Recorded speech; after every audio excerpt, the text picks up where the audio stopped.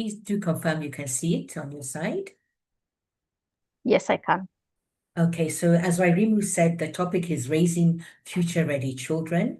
And as parents, we have such an important role to play in guiding our children in their career.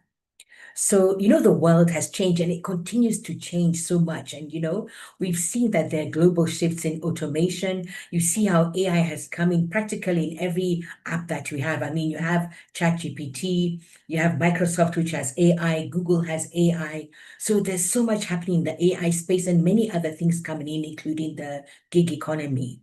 And also, so in that way, that jobs are also changing very, very fast. And that is why that many future careers are still unknown up to now, and they'll keep on changing. So the most important thing is that we have to be adaptable to what is happening globally and in the country as well, to ensure both us as parents and even our children are able now to be able to progress and achieve what their purpose is here on earth.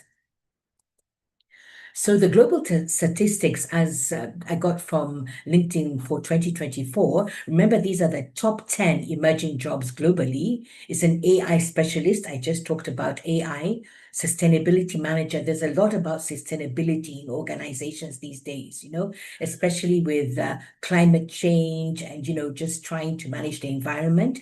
Cybersecurity analyst, because of all these cyber attacks that have been happening. You have data analyst, digital marketing specialist, UX designer, robotics engineer, mental health coach. That's another thing, mental health coach. Because of the world becoming so competitive and people also trying to get a work-life balance and what mental health coach is a very, very big thing now. And even remote work facilitators. There are a lot of companies that are looking for remote employees. After COVID-19, a lot of companies realize that, we can actually restructure and actually help people, that we can actually get people who work remotely and pay them to be able to drive the business. So that's what is also happening.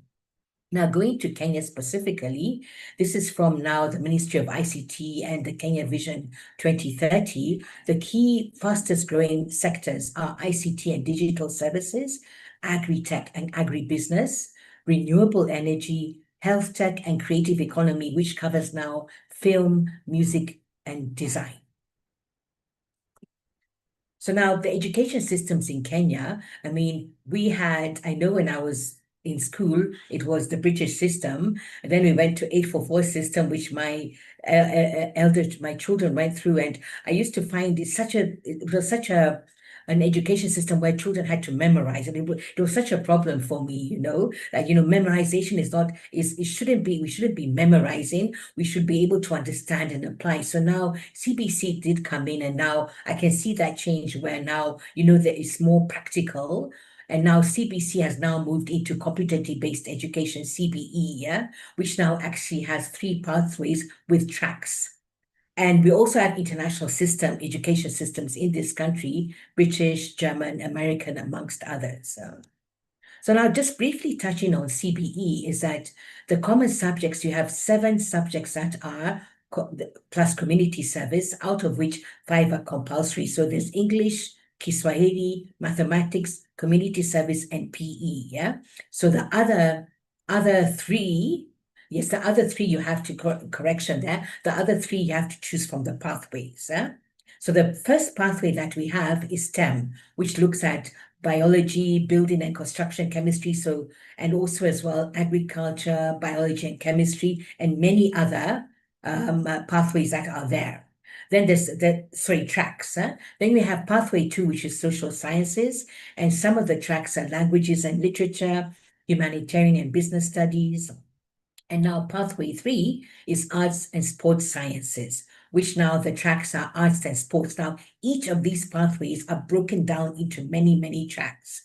I mean, thanks to Wairimu for the link that you sent me. It is so extensive, you can't be able to go through it in one day. You need to analyze each one in such detail to be able to understand. So looking at CBE is that each pathway, like I said, contains various tracks, and selecting the right one is critical for your child. Let me stress that, your child or your children, for their future education and career opportunities. So I'd like to stress and re-emphasize that you, as parents, and even grandparents and mothers especially, we must stay updated on changes. How do you do that?